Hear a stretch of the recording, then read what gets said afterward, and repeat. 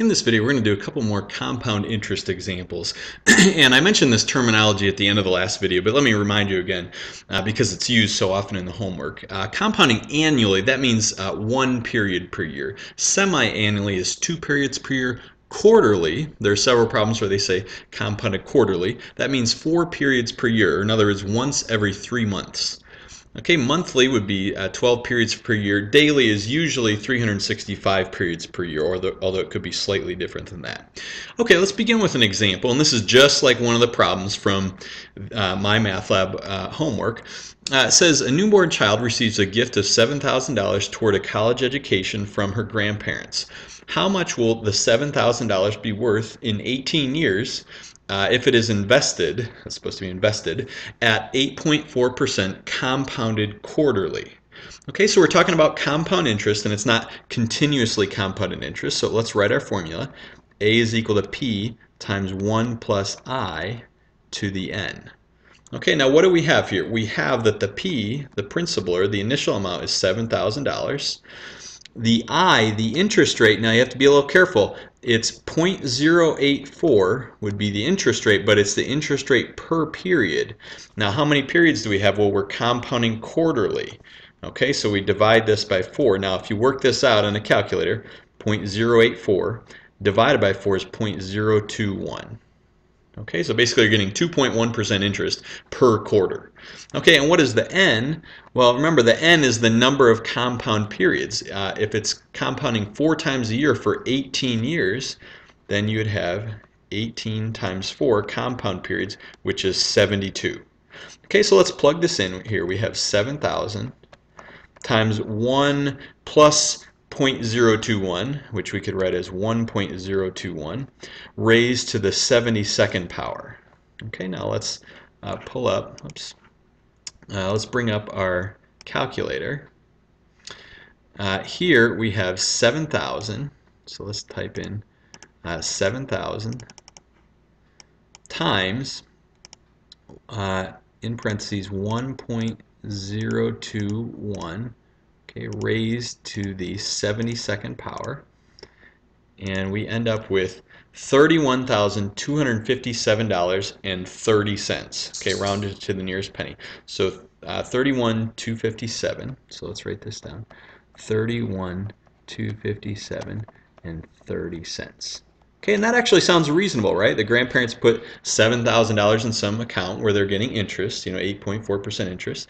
By the time the child is college age, 18 years later, it has grown to be $31,000. So it more than quadrupled, right?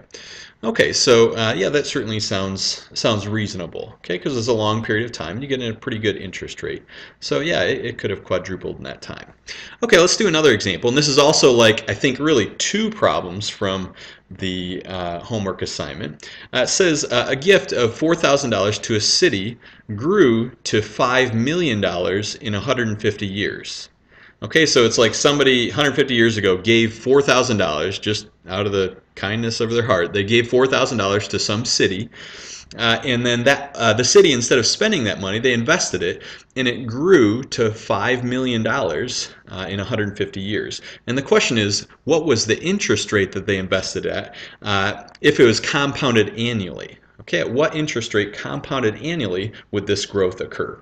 So let's remember our formula for compound interest. And again, this is not continuously compounded interest. We're compounding 1 time per year. A is equal to P times 1 plus I to the N. Okay, now remember the P, the principal, the initial amount, is $4,000. The A, the amount at the end, we know what that is. That's $5 million. The N is the number of compound periods. Well, it's compounding once per year, right? It's compounding annually, once per year for 150 years. So N is 150. So notice, I guess in this case, the N would be the same thing as T. But if I had said compounded semi-annually, let's say, then the N would be 300. Okay, or if it was compounded quarterly, the N would be 600, right? Okay, and finally, what's the I? Well, that's the thing that we're looking for, basically. We're trying to find the interest rate. Now, this would be the interest rate per period. We're just trying to find the interest rate, but the periods are just once per year. So the I is really what we're looking for. Okay, so let's plug things. We have 5 million is equal to 4,000 times 1 plus I, we don't know what I is, raised to the 150th power. Okay, now we need to solve this for I. How could we solve this equation for I? It looks kind of complicated. Well, notice we have 1 plus I to the 150th times 4,000. So to get rid of that 4,000, we could divide both sides by 4,000. Okay, and on the right side, we would just be left with 1 plus I to the 150th power. On the left side, we'd have 5 million over 4,000, and I calculated this out, and I got 1,250. Now, sometimes it ends up being some crazy decimal, but in this case, it worked out pretty nice, 1,250. Now, how do we solve this? 1 plus I to the 150th power equals 1,250. How do we find I? Well, what if this had been 1 plus I squared equals 1,250? Well, then wouldn't we take the square root of both sides to get rid of the squared? Well, we're going to do the same thing here, only instead of taking the square root, we're going to take the 150th root. Okay, so that seems like a lot. Instead of the square root, we'll do the 150th root. Well, on the right side, of course, if you take 1 plus I to the 150th power, then take the 150th root, you end up with just 1 plus I. Just like if you'd done the square root of 1 plus I squared, you would just have 1 plus I. Okay, now how do we do 1,250, the 150th root of that? Well, we would take 1,250 and raise it to the power of 1 over 150. That's how you take the 150th root. Just like taking the square root of something, isn't that like raising it to the 1/2 power? Okay, or taking the cube root of a number, it's like raising it to the 1/3 power. Okay, well, if we plug this into a calculator, what do we get? Okay, let's clear this out here. We get 1,250 raised to the power of 1 over 150. Now, some graphing calculators, you might need to put parentheses around the top part here. So you put a parenthesis before the 1 and then a parenthesis after the 150. Okay, but let's hit enter and see what we get. Okay, notice we get 1.048687441. Okay, so this ends up being, I wrote this down here, 1.048687441, and that's equal to 1 plus I. Okay, well, what's I equal to then? Well, if we subtract 1 from both sides, we're going to get I is equal to, these will cancel, 1.04868 and so forth, subtract 1, which would be 0.048687441. Okay, so in other words, so it would be 4.8687441%.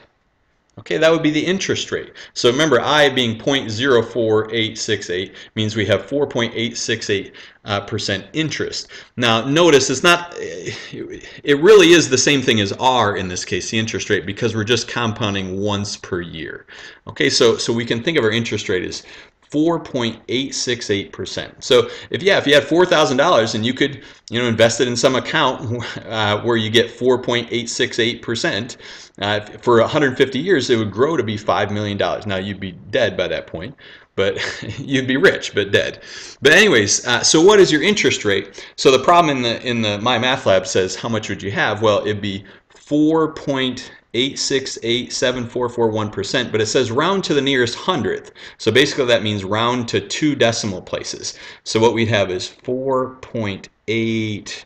Well, notice we'd round up, right? 4.87 because the 8 is bigger than 5, so 4.87. Okay, 4.87%, that would be the interest rate, rounded to the nearest hundredth.